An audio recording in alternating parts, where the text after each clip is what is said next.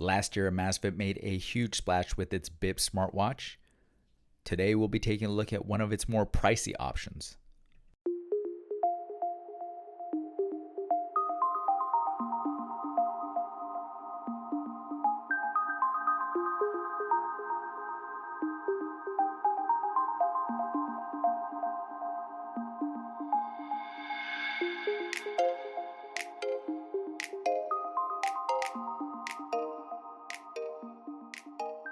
If you're unfamiliar with the Amazfit brand, it is a company that is partially owned by Xiaomi, which is a huge smartphone company in China. The Amazfit Verge features an AMOLED display, GPS and GLONASS support, multi-sport tracking, notifications, a heart rate sensor, water resistance, long battery life, and also has onboard storage for music. Here you can see the packaging is quite simple, with the watch being front and center. And then on the bottom, we do have a nice pull tab that reveals the accessories, which in this case is just a charging cradle. And this has the USB actually attached to it. So if something happens to this, you'll probably have to purchase another one. Unfortunately, the Amazfit website does not have a price on this accessory or even a listing. Now, as far as what else comes in the box, we do have the instruction manual, which is quite tiny and cute, but does have quite a bit of details. If you're interested, you can always read it, or you can always just go through the app and just kind of figure things out. Next, we have the smartwatch itself, which comes in 3 colors: shadow gray, moonlight white, and as you can see here, twilight blue. All 3 colors are fairly muted, so I don't think they will attract any unnecessary attention. I'm not a particular fan of blue, but wearing this for about a week, it started to grow on me, and it definitely looks a little bit funky and fun, thanks to the bright red accents on the button and also the dial. So as far as comfort goes, the Amazfit Verge feels pretty good. The band is quite supple and soft, and there's a good range of adjustability. I have quite thin wrists, so usually watches don't sit too well on them, but the Amazfit Verge manages to hug my wrist quite well, and as you can see here, it doesn't look all that big either, so this could be a good option for someone with smaller wrists or smaller hands, and it's quite light on the wrist thanks to its plastic construction. So how does the AMOLED display fare outside in the sun?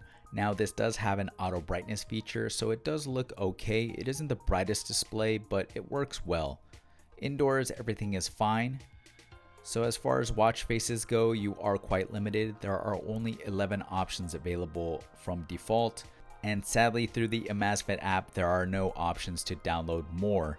There are third-party options available, but these have mixed results when it comes to battery life and quality, so you'd have to download at your own risk.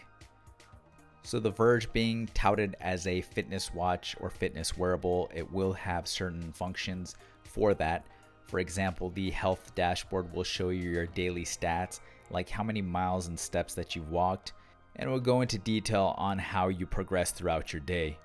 It isn't the most detailed, but it does offer you a good sense of what's going on with your body, with details for heart rate, steps, miles walked, and more.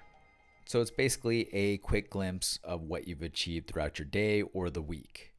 If you're looking to track specific activities, you can head into the sports menu where it will have 12 different types of activities to choose from.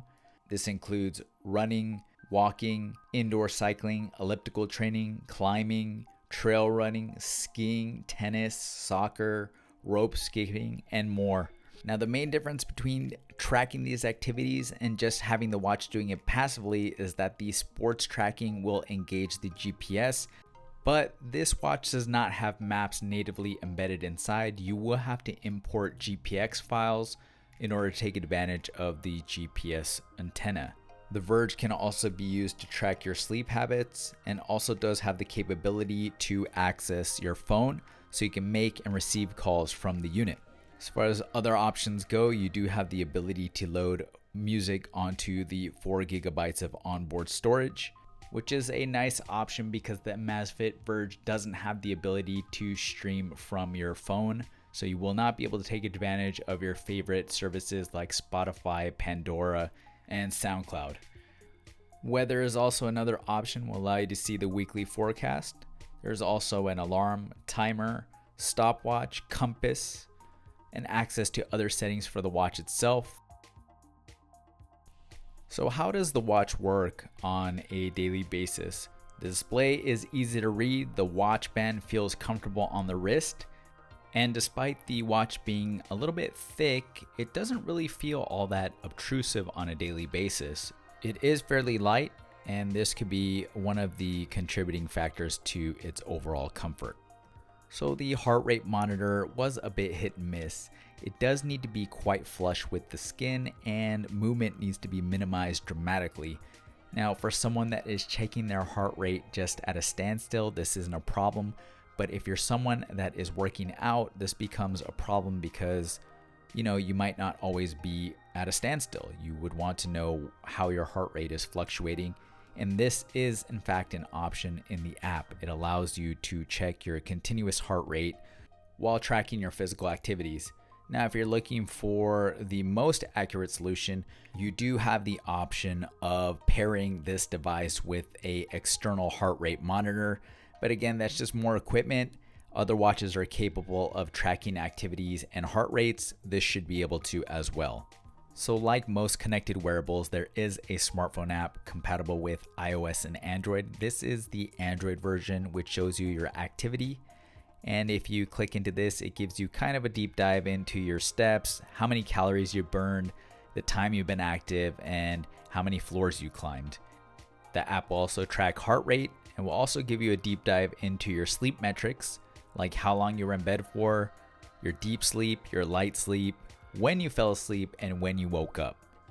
All this again is an estimate, but with my short time with the unit, it was generally fairly accurate, so hopefully this trend continues for the long term.